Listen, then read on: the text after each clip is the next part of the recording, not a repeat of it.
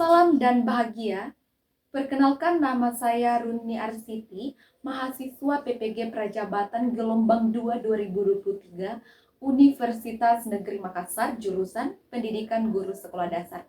Nah, kali ini saya akan mencoba membahas perspektif saya tentang Pancasila sebagai entitas dan identitas bangsa Indonesia dan perwujudan profil Pancasila yang berpusat pada peserta didik di lingkungan abad 21. Nah, topik 1 dan topik 2 di mata kuliah Filosofi Pendidikan yang membahas tentang pendidikan menurut Ki Hajar Dewantara, saya coba melihat dari kacamata atau perspektif saya bahwa dalam mendidik peserta didik harus disesuaikan dengan kodrat alam dan kodrat zamannya, di mana kodrat alam itu lebih mengarah kepada budaya peserta didik, kebiasaan peserta didik. Nah, kemudian kodrat zaman itu lebih mengarah kepada apa yang terjadi pada zaman itu. Misalnya sekarang abad 21, apa yang terjadi di abad 21? Kita memanfaatkan teknologi. Jadi peserta didik itu harus bisa menggunakan teknologi, tetapi harus juga disesuaikan dengan budaya. Nah, Bapak Ki Hajar Dewantara juga mengemukakan bahwa pendidikan itu keadaan di mana seorang guru menuntun peserta didik untuk mencapai budi pekerti. Budi pekerti itu apa? Budi pekerti itu mencakup cipta, rasa, dan karsa.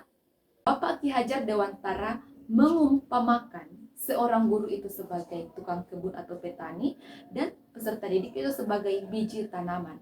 Coba kita bayangkan biji tanaman, tanaman sawi misalnya, bijinya yang sangat kecil itu ketika dirawat oleh petani, disiram, diberi pupuk, diberi pencahayaan, dan lain sebagainya, akan tumbuh, akan membelah, akan tumbuh menjadi tunas, dan akan tumbuh menjadi sebuah tanaman sawi yang bisa dikonsumsi.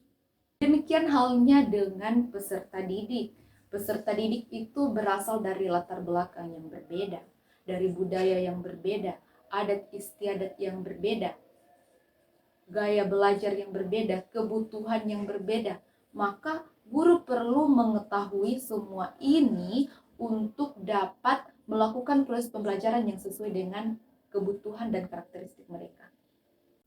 Karakteristik peserta didik itu sendiri dapat kita lihat di dalam identitas manusia Indonesia. Identitas manusia Indonesia itu seperti apa? Ada 3 identitas manusia Indonesia. Yang pertama adalah kebinekaan atau keberagaman. Kebinekaan atau keberagaman itu memiliki pengertian bahwa seluruh bangsa Indonesia ini sangat beragam. Mulai dari bahasa, budaya, adat istiadat, agama, begitu juga dengan peserta didik di dalam kelas. Mereka berasal dari latar belakang yang berbeda. Kemudian yang kedua adalah nilai-nilai Pancasila. Ini juga menjadi identitas bangsa Indonesia, di mana kita perlu menerapkan nilai-nilai Pancasila dalam kehidupan kita. Ini sudah mulai mencakup identitas dan entitas bangsa Indonesia. Ketiga adalah religiusitas, berarti pemahaman peserta didik tentang apa yang dipercayainya. Seperti itu. Selanjutnya adalah Pancasila sebagai entitas dan identitas bangsa Indonesia. Perlu kita ketahui bahwa apa sih yang dimaksud dengan entitas, apa sih yang dimaksud dengan identitas. Entitas itu adalah Pancasila itu digunakan sebagai dasar hidup, pedoman hidup. Jadi ketika kita bertingkah laku, kita harus berdasarkan nilai-nilai yang ada di Pancasila. Kemudian ketika kita membuat peraturan, misalnya peraturan perundang-undangan, peraturan di sekolah, peraturan di dalam kelas, semuanya harus berlandaskan kelima sila Pancasila. Nah, itulah yang dimaksud dengan entitas. Selanjutnya adalah identitas. Identitas itu seperti apa? Identitas itu berarti Pancasila hanya satu-satunya ada di Indonesia, tidak dimiliki negara lain. Inilah yang disebut dengan identitas. Sehingga Pancasila ini adalah sesuatu yang unik, hanya tersendiri. Ketika kita hubungkan dengan abad 21 yang semakin maju, yang identik dengan teknologi, teknologinya itu semakin berkembang, semakin maju, berkembang, dan berkembang, maka dalam proses atau dalam pelaksanaan atau dalam penggunaan teknologi ini harus tetap berdasarkan Pancasila atau nilai-nilai yang terkandung di dalam Pancasila sesuai dengan entitas dan identitas bangsa. Maka dari itu, pendidikan harus mengadakan sebuah terobosan untuk menanamkan nilai-nilai Pancasila di dalam peserta didik, sehingga peserta didik dapat memanfaatkan teknologi dengan bijak sesuai dengan Pancasila.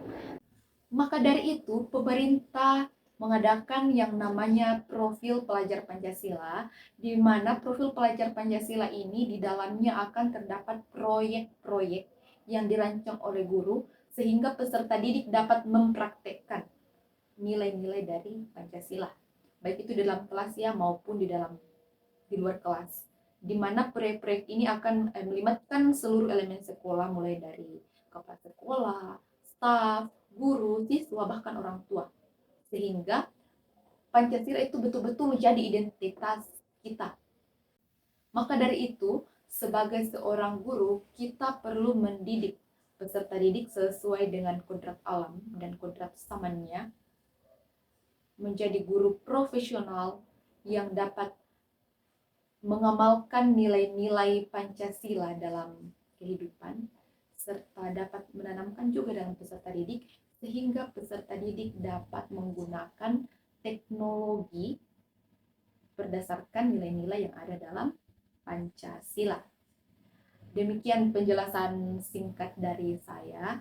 Semoga dapat kita pahami dan dapat menjadi bahan referensi kita dalam menerapkan profil pelajar Pancasila di lingkungan abad 21 yang kaitannya dengan identitas dan entitas Pancasila dalam bangsa Indonesia. Salam dan bahagia.